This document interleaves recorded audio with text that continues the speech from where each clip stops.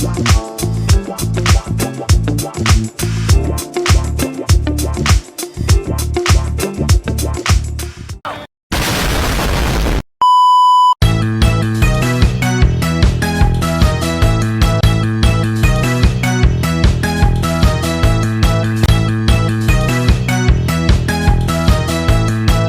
few moments later.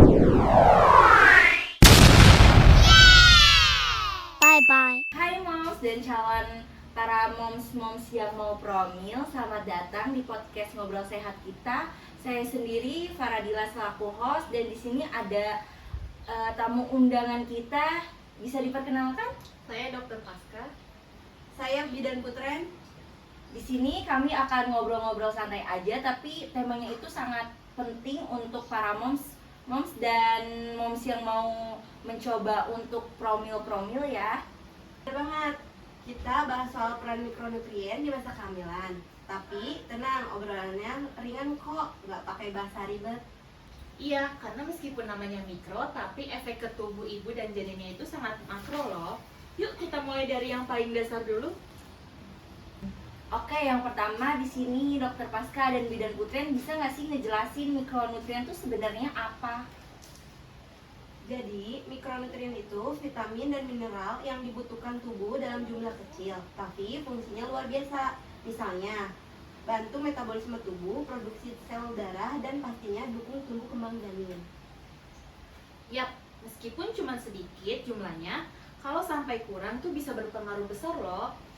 Nah, sekarang kita bahas satu persatu mikronutrien penting untuk bumil ya.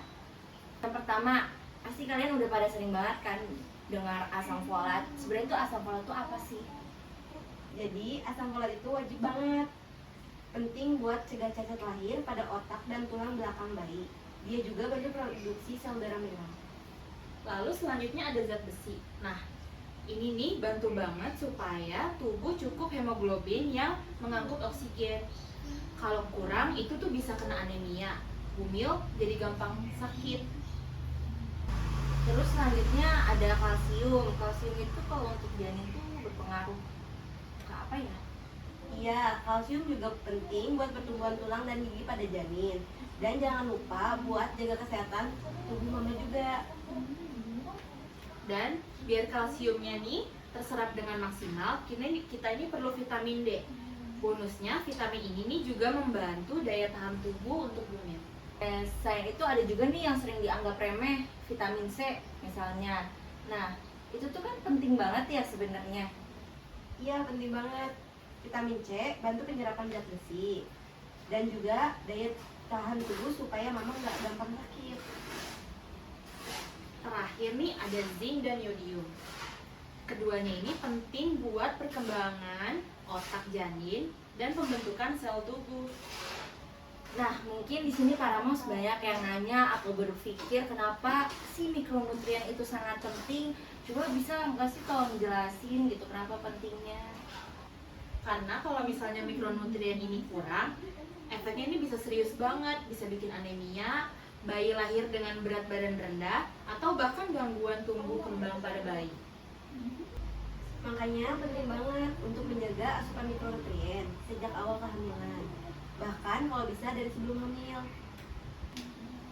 Nah, sekarang ini bagian yang ditunggu-tunggu. Mungkin para moms belum tahu nih bagaimana caranya memenuhi kebutuhan mikronutrien. Kita bisa nanya langsung nih ke para ibu dokter dan bidan, gimana sih caranya?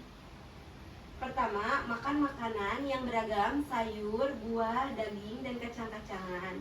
Jangan terpaku satu jenis saja.